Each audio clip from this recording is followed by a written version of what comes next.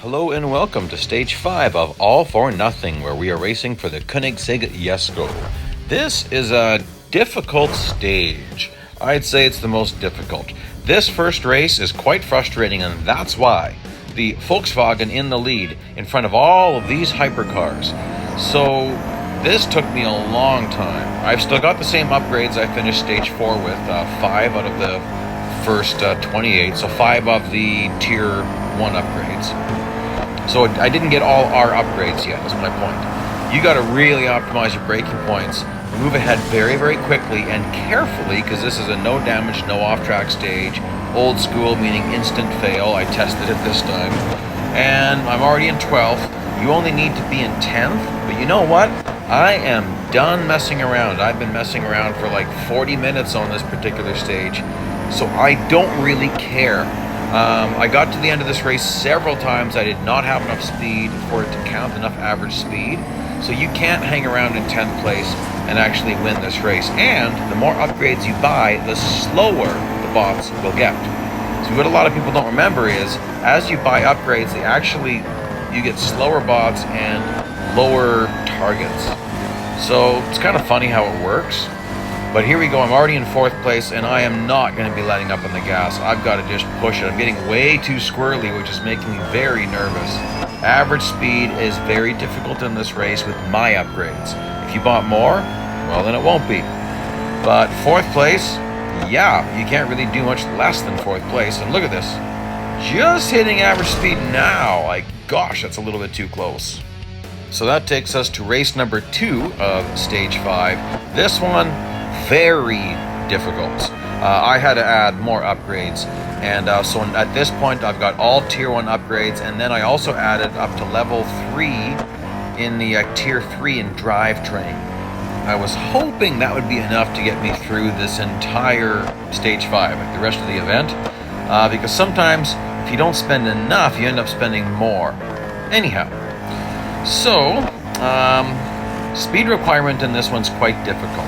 So as we reach the Beckett's Chapel Curve section, this is Beckett's. You want to get the exit of Beckett's just right so that you can take Chapel Curve full throttle and have lots of time to build speed as you head to Stowe. But invariably, you're going to have to drive it in a bit deep and throw it into a skid like that. And then you still need to get up to position 7. Like, there's a lot going on in this stage. And like I said in the past, this is old school. You go off track for just a little bit and boom, you're done. Fail.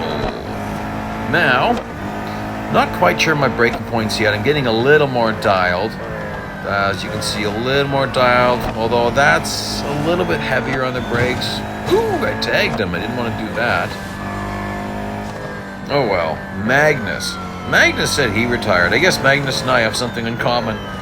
We both said we were going to retire, and then we didn't. Although it looks like Magnus is doing just what I've decided to do, which is take it a little bit easier and kind of just enjoy it a little bit more. So he's out here in a Volkswagen with a bunch of hypercars. Interesting. He'd be beating people in the corners, but he's going to get overdriven, boy. Ooh, that was worrisome. I was a little bit close to going off track there. So now I'm going to have no in the tailgate, so I got to really set up. I'm going to brake a little bit too much in Beckett's. I want to be on the throttle nice and long here through Chapel Curve. And you might notice I switched to miles per hour. That's because it's a nice even number, 241. Nice and easy to see it. I'm on the brakes just before I'm hitting that 241. Well, I've met all the requirements. Now all I need to do is not be stupid and drive off track. And don't let anyone overtake me. Sometimes the easiest way is just to keep driving it hard. I'm not going to drive it too hard though, because there's no way I'd be catching the next guy, and I don't want to, I don't need to. And yeah, so like I said, had to buy some extra upgrades. So at this point, I would say don't sweat it on race 2 of Stage 4 like I did, that autocross. No use going that crazy, because you definitely are going to need more upgrades. There's just no way you're going to do Stage 5 without more upgrades, and the skipping costs are way too high. Don't do that. There we go. Very nice. Alright, so we're getting on. So here you can see I got all Tier 1 plus up to Tier 3 for drivetrain. All right, got to get up to third place and got to get a bunch of drafting or slipstreaming in. And I don't think that'll be too difficult, but we'll see. We got like quite a few laps to do this in, like kind of 2 laps, 2.5, I guess.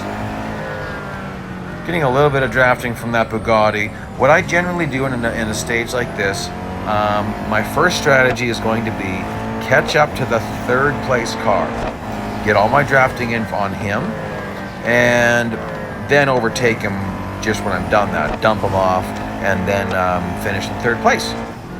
But we'll just see. Sometimes you can't afford to do something like that. I think I can this time, because there's 4th and there's 3rd. And what do we have? A Valkyrie and an F5. The Valkyrie is going to fall back very quickly in this section coming up here. So yes, Valkyrie is going to get just overtaken big time. Got to be on the brakes right as you're crossing the start-finish line there. Man, it's crazy in this car. These hypercars, you got to be on the brakes so stinking early. And then Beckett's, Maggots, and then Beckett's, and then Chapel Curve. The F5's taking it easy. And I want to set up a nice speed run. Oh, that was beautiful. Nice setup. And heading into Stowe. I'm going to point this out. I'm going to try to give you some of my braking points here. So there's an overhead banner coming up. That's a good braking point heading into this chicane for this particular car. So that's what we should watch for. And again, I'm staying hooked up to the F5. Now on your left, there's a wall and there's going to be red, white sections on that wall. You're going to be braking at about the first red section. And then heading into here, I probably don't start braking till I'm pretty well at this curb, or maybe a little bit earlier. Then this is tricky. This braking point, it's tricky. Before the white-red ends, you need to be on the brakes here. And then just as the curb's appearing, you get on the brakes again. And power on through here, baby. Ooh, I'm going to lose the draft. Right as you're crossing the start-finish line, get on the brakes and keep all 4 tires on track, or you'll have an increased braking distance. And I got on the gas early, so I'm able to stay hooked up nicely. Now just match your braking to the box. You don't want to do that. I didn't get all my drafting in yet. Oh, no, it's got to let him overtake me. Well, I'll block a little bit. Oh gosh, now they're all hung up in the Valkyries back there. Well, okay, he should have outrun the Valkyrie by now. There we go. Well, that's a little bit nerve-wracking. This is my last lap too. Oh, great. Losing my braking point there. There was a tanker truck up on the hill on the left, and that's actually what I'm using as a braking point. Braking a few car lengths after it. Not too many though. Okay, I can dump off the F5. Now I just have to, I'm going to gap him a little bit, just so I don't risk getting tangled up in a corner. I've had situations where, actually lots of them in this particular stage, where it said no damage, a bot was approaching me too quickly, and boom, nailed me and I failed. Oh, I hate that, when they make me fail. Still having trouble with this big arching hairpin. But that's going to be it. I'm going to let this guy catch up a little bit, not too much. Boom, nicely done. Okay, on to the 4th race. Time to get into the lead. And yeah, also very difficult race.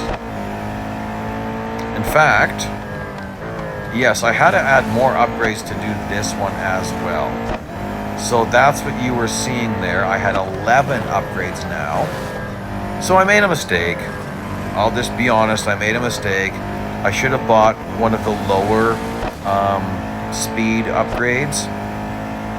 I was just hoping that was going to be enough, but well. I'll probably be upgrading this car more in the future. It's it's quite a cool car. So I'll probably fully upgrade it at some point. It's not as, well, as we're going to find out, it's not as good as the Bugatti Bolide, but I don't know how many upgrades he's got. Because, man, he's stinking fast. So I don't know if the Jesko can actually tango with the Bugatti Bolide fully upgraded. I'll have to check out the stats, the fully upgraded stats. I haven't really paid any attention to that yet. So here, I'm going to try to get beside him and shove him out a little bit, shove him off track. But just watch this guy. I mean, he's a monster. He's all over me in no time at all. And so, you know, Michael, if you don't behave yourself, you're going to suffer a pit maneuver.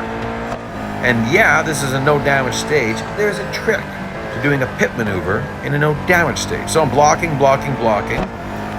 And I thought maybe I could keep him at bay by blocking him, but man, he's just getting up in my business again. So I'm going to do the pit maneuver on him. Okay, so I don't know if you've seen me do this in the past. I've even done special videos about this. I'm going to let him start to overtake me. Then I got to get off the gas while I turn him, watch. And then you can turn him. You can't do that with automatic accelerator. You will fail. As soon as the car goes across your nose, you'll have a cracked windshield. When you lift off the throttle in this game, you can actually get away with damage. Same with race number 1, where I had all those cars. I wasn't supposed to be hitting anybody. Right when you're going to hit someone, lift off the gas and the brakes, and you can sometimes get away with it. Sounds strange. Sometimes when I'm on the brakes, I get damaged for hitting someone versus just coasting. If it's a big hit, you're going to fail. But moderate hits, you can actually get away with. And I've done the pit maneuver on 5+ vehicles and no damage stages, and I didn't fail. You just got to be careful how you do it. I think it's actually a good tool to use. Anyhow, there we go. That's going to be the end of that stage. That one took me a long time. And I'm going to show you my extra upgrades. How to buy the brakes. Ugh, grown. Spent too much.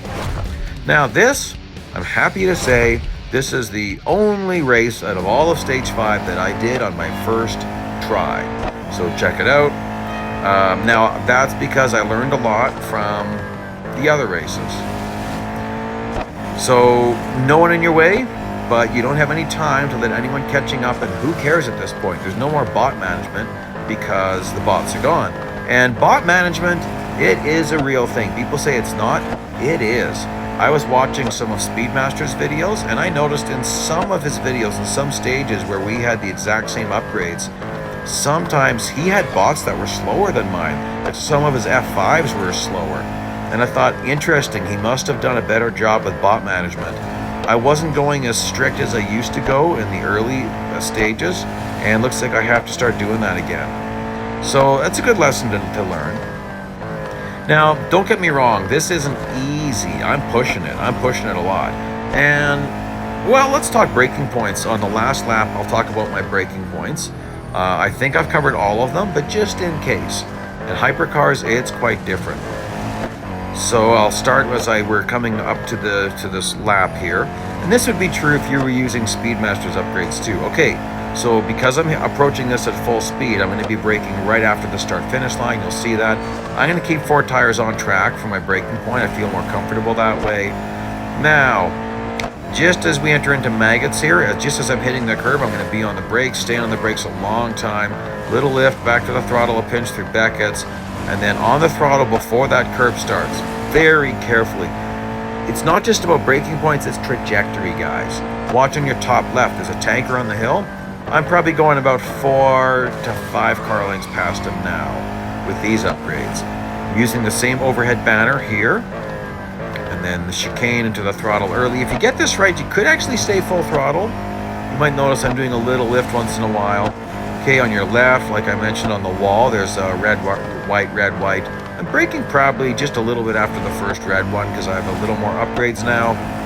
Curb on the right, braking just before I hit it.